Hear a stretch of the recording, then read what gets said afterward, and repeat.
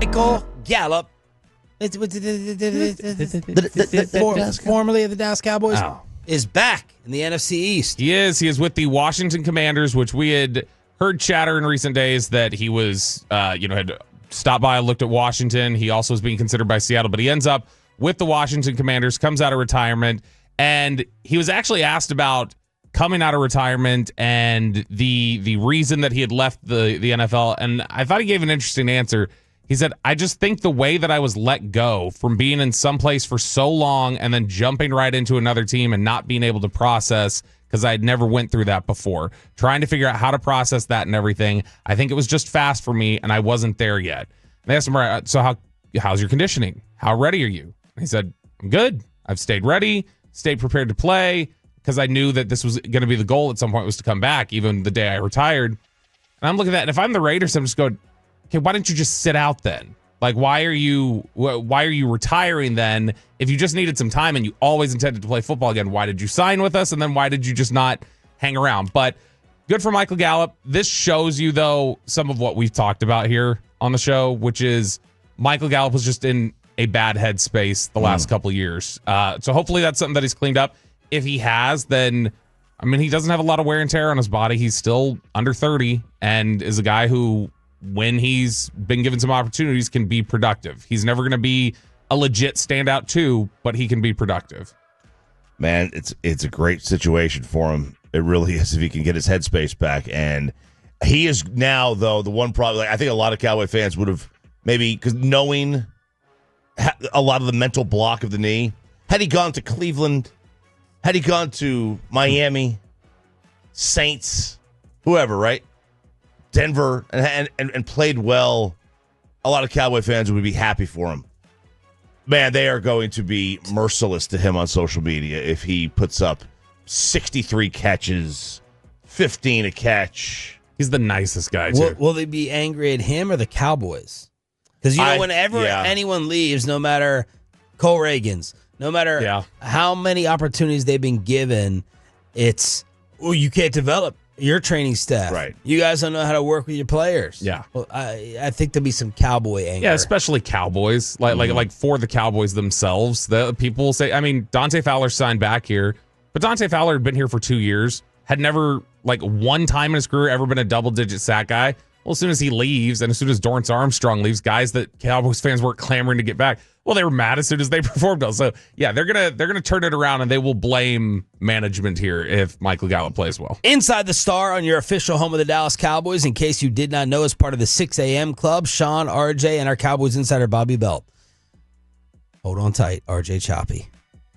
You're going to be excited. Okay. Because Jeremy Fowler, baby, ESPN, dropped the Dallas Cowboys in the teams to watch list for Joe Milton. Oh! New England Patriot backup quarterback and Tennessee Volunteer.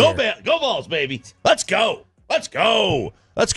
You will never see more majestic, incomplete passes in your life. 6'5", 250? 6'5", 250. Just, I think he could. He has a better arm than Josh Allen. I mean, it's not the most absurd. It's at least a conversation. There's nobody that's typically able to say they're even in the conversation with him. It's at the very least a conversation. He can throw the ball 80 yards. Yeah, he just doesn't know where it's going. The problem is Josh Allen early. Right. The problem with Joe Milton is that he can throw the ball 80 yards. That's the good thing about Joe Milton is he can throw the ball 80 yards. The bad thing is that his 5-yard passes also go 80 yards. He's punt god. He's Matt Ariza. He really is. Everything is a 96-mile-an-hour fastball. There is no touch. He had the flash game last year against Buffalo. He was 22 of 29 for 241 and a touchdown, 10 rushes for only 16 yards.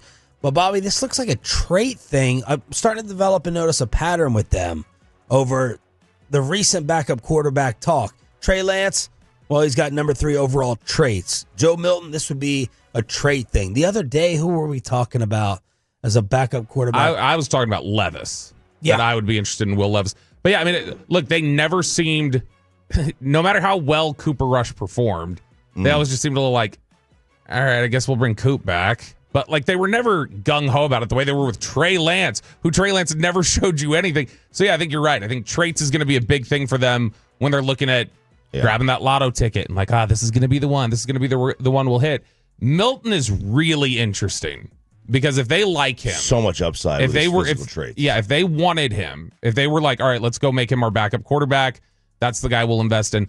After traits were kind of off the charts, as somebody had told me last year when he was coming out, they went, I'll be honest with you, this may be seen as a dig at one guy as well as a compliment at Joe Milton, but I don't see a whole lot of difference between Joe Milton and Anthony Richardson when they were coming out. And so when you talk about then he played well in that game, you don't have a 4th-round pick. If you're genuinely interested in looking at Joe Milton, I don't think he's going from a 6th-round draft selection last year to only being given up for a 5th year. I would think 4th is more the territory. Really? Which makes me wonder if they were to go after him, would they be looking like, well, maybe a 3rd?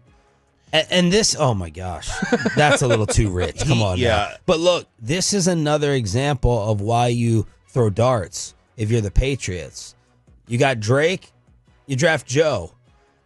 You draft Joe in the 6th. I agree with Bobby, the price would be higher. I'm thinking a little bit more like 5th. But if you got a 4th-round pick it's a win. for Joe Milton, you have a humongous 2-round win in a trade. You bought a house and flipped it. Yep. That's what you did, and Except for Bobby, right? Yeah, not me. But I mean, look, if the Cowboys were to get him, you're looking at upside. He is on the Dak Prescott. And by the way, I'm totally fine with the Cowboys using a 5th if they like him better than the quarterbacks they think will be there. Right. Yep. 100%. Draft a quarterback. He is on the Dak Prescott person level, like the type of guy he is. Oh. He came to Tennessee to be the starter. He lost his job to Hendon Hooker and moved in with Hendon, became his best friend, stayed back behind him for 2 years, and then started the next year.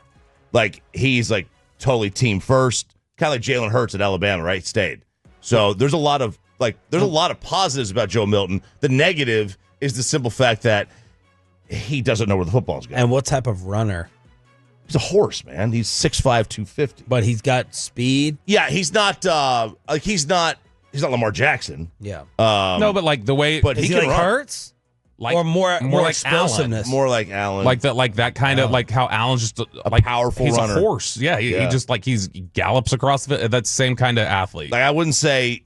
I don't think he was in the Milrow 40 time category, right? I don't think he was a nowhere 4.37. close. No, but he's just a bigger guy he's very athletic. So that was a note for RJ to hold back his excitement.